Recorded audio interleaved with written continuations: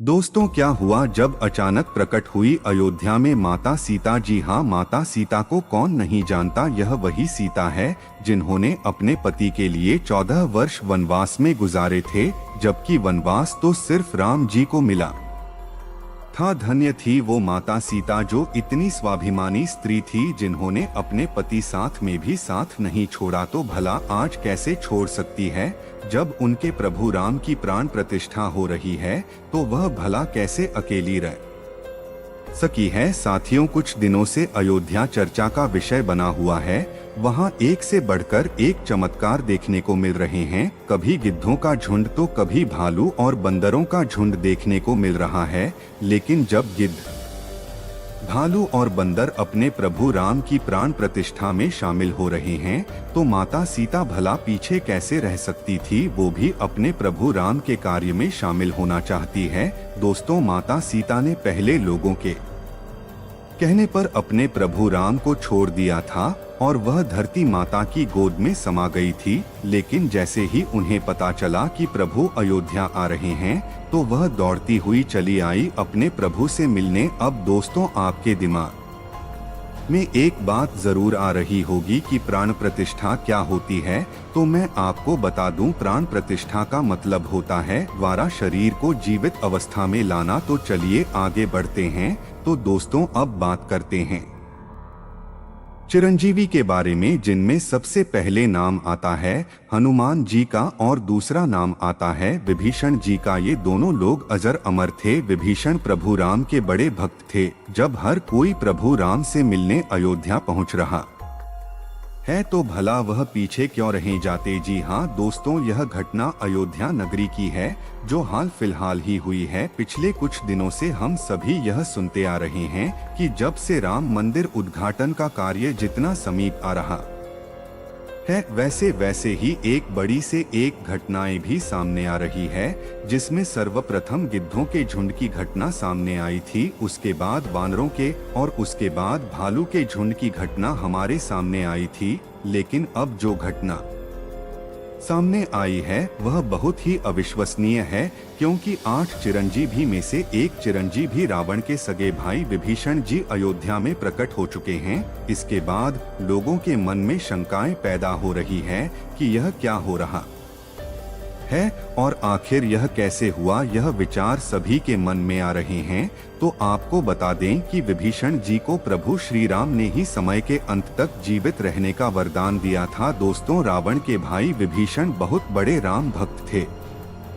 जिस प्रकार से हनुमान जी, जामवंत जी, सुग्रीव और अन्य बहुत से लोग जो राम जी के बहुत बड़े भक्त थे, उनमें से एक है विभीषण जी, जिन्होंने प्रभु श्री राम की मदद की थी रावण की मृत्यु करने में। क्योंकि एकमात्र विभीषण जी ही यह जानते थे कि रावण की नाभि में अमृत है, और वही एकमात्र सबूत थे जिन्हें यह पता था कि वो अमृत सिर्फ और सिर्फ रावण की नाभि में है, और रावण सिर्फ वही बार करने से मरेगा। अगर विभीषण जी उस वक्त श्री राम का साथ नहीं देते, तो हो सकता था आज रामायण का इतिहास कुछ और होता है।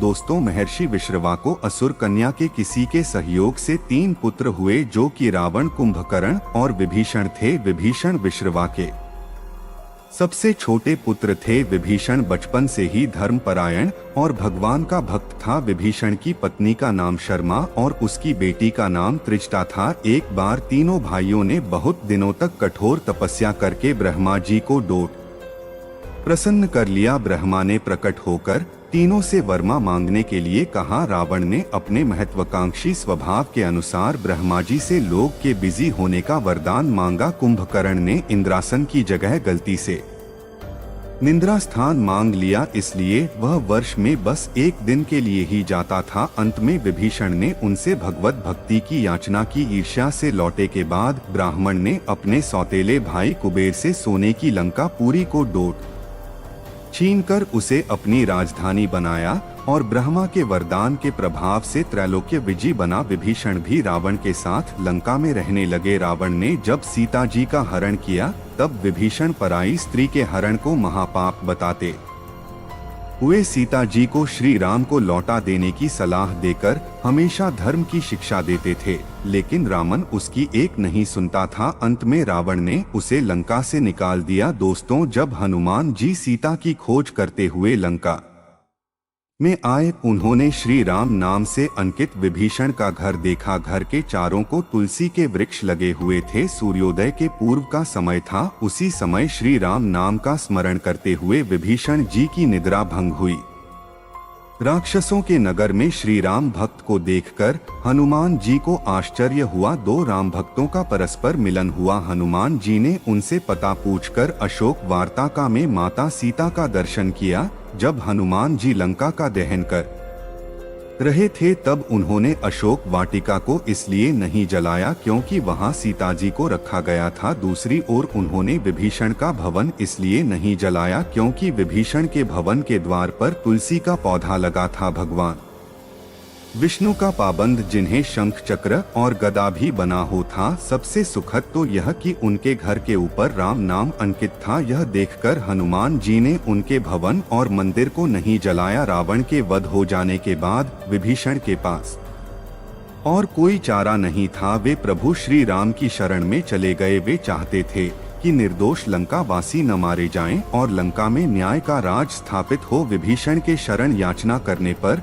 सुग्रीव ने श्री राम से उसे शत्रु का भाई दुष्ट बताकर उनके प्रति आशंका प्रकट की और उसे पकड़कर दंड देने का सुझाव दिया। हनुमान जी ने उन्हें दुष्ट की बजाय शिष्ट बताकर शरणागति देने की वकालत की। इस पर श्री राम जी ने भी भीषण को शरणागति देने के सुग्रीव के प्रस्ताव को अनुचित बताया और हनुमान जी से कहा कि आपका विभीषण को शरण देना तो ठीक है, किंतु उसे श्रेष्ठ समझना ठीक नहीं है। इस पर श्री हनुमान जी ने कहा कि तुम लोग विभीषण को ही देखकर अपना विचार प्रकट कर रहे हो, मेरी ओर से भी तो देखो मैं क्यों और क्या चाहता हूँ। फिर कुछ देर हनुमान जी ने रुककर कहा, जो एक बार विनीत भाव से मेरी शरण की याचना करता है और कहता है मैं तेरा हो, उसे मैं अभयदान प्रदान कर देता हूँ। यह मेरा व्रत है, इसलिए विभीषण को अवश्य शरण दी जानी चाहिए। दोस्तों, विभीषण का एक गुप्तचर था जिसका नाम अनल था। उसने पक्षी का रूप धारण कर लंका जाकर रावण की रक्षा व्यवस्था तथा सैन्य